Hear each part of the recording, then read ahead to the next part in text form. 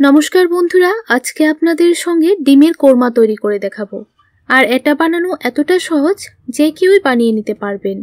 আর বানাতে খুব বেশি উপকরণও লাগবে না, খুব কম সময়ের মধ্যে এই রেসিপিটি বানিয়ে নিতে পারবেন। ভাত বা পোলাও সবকিছুর সঙ্গেই পরিবেশন করতে পারবেন।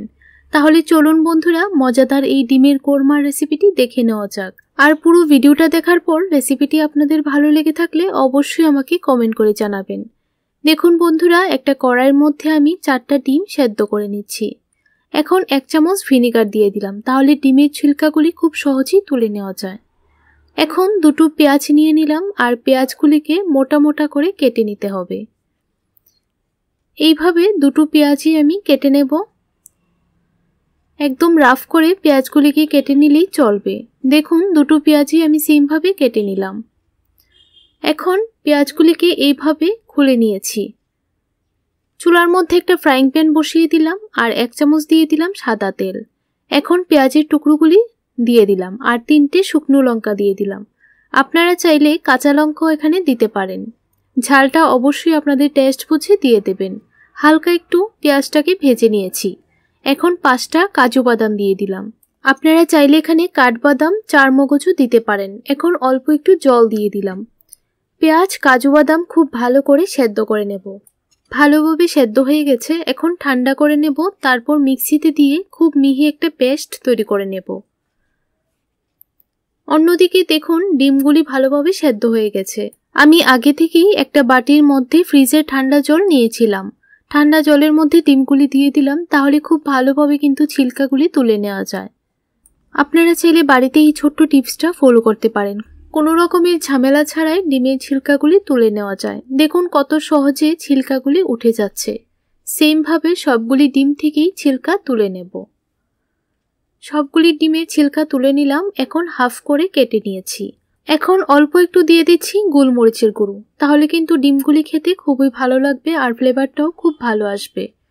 এখন চুলার মধ্যে একটা ফ্রাইং প্যান বসিয়ে দিলাম, আর 1 চামচ দিয়ে দিলাম সাদা তেল, আর অল্প একটু দিয়ে দিলাম বাটার। বাটারটা দিলে কিন্তু ডিমের ফ্লেভারটা খুবই ভালো আসে।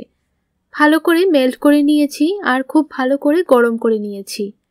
এখন এক এক করে সবগুলি ডিম দিয়ে দিলাম। আবারও উপর থেকে অল্প একটু গোলমরিচের গুঁড়ো দিয়ে দিলাম। কিছুক্ষণ পর উল্টিয়ে পাল্টিয়ে হালকা বাদামি কালার করে ভেজে নামিয়ে নেব।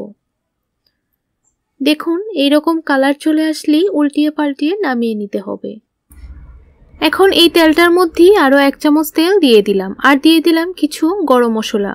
4টা এলাচ, 4টা লবঙ্গ, আর অল্প একটু দারচিনি দিয়ে দিলাম। এলাচের মুখটাকে একটু ফাটিয়ে দিয়েছি, তাহলে ফ্লেভারটা খুব ভালোভাবে মিশে যাবে। এখন দুটো শুকনো লঙ্কা দিয়ে দিলাম, আর অল্প একটু মৌরি দিয়ে দিলাম। হালকা একটু নাড়াচাড়া করে ভেজে নিয়েছি। এখন দিয়ে দিলাম 1 চামচ আদা এবং রসুন বাটা।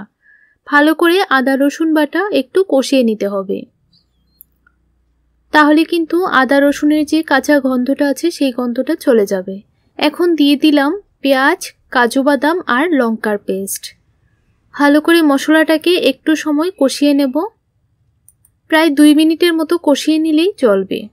2 মিনিট মশলাটাকে একটু কষিয়ে নিয়েছি। এখন দিয়ে দিচ্ছি 1 কাপের মতো গরম জল, আর স্বাদ অনুযায়ী নুন দিয়ে দিলাম। আর দিয়ে দেব 1 কাপ দুধ। এখানে আমি ফুল ক্রিম দুধ ব্যবহার করেছি, আপনারা চাইলে ক্রিমও দিতে পারেন। ভালো করে এখন গ্রেভিটাকে বলক তুলে নিতে হবে। আর অল্প একটু দিয়ে দিলাম বাটার। বাটারটা দিলে কিন্তু ফ্লেভারটা খুবই ভালো আসে। এখন দিয়ে দিচ্ছি ডিমের টুকরোগুলি। যখন ঝোলটার মধ্যে বলক চলে আসবে তখনই ডিমের টুকরোগুলি দিতে হবে। এখন 3 থেকে 4 মিনিট গ্যাসের ফ্লেমটাকে লোতে রেখে ডিমগুলিকে রান্না করে নেব। 2 মিনিট পর ডিমগুলিকে একটু উল্টিয়ে পাল্টিয়ে রান্না করে নেব, তাহলে কিন্তু ঝাল মশলা ডিমগুলির মধ্যে খুব ভালোভাবে ঢুকে যাবে। এইভাবে একবার ডিমের কোরমা রান্না করে খেয়ে দেখবেন, খেতে অসম্ভব সুন্দর হয়। আর রেসিপিটি কেমন লাগলো অবশ্যই আমাকে কমেন্ট করে জানাবেন। লাস্ট পর্যায়ে অল্প একটু দিয়ে দিচ্ছি কাসুরি মেথি। আপনারা চাইলে অল্প একটু গরম মশলার গুঁড়ো দিতে পারেন।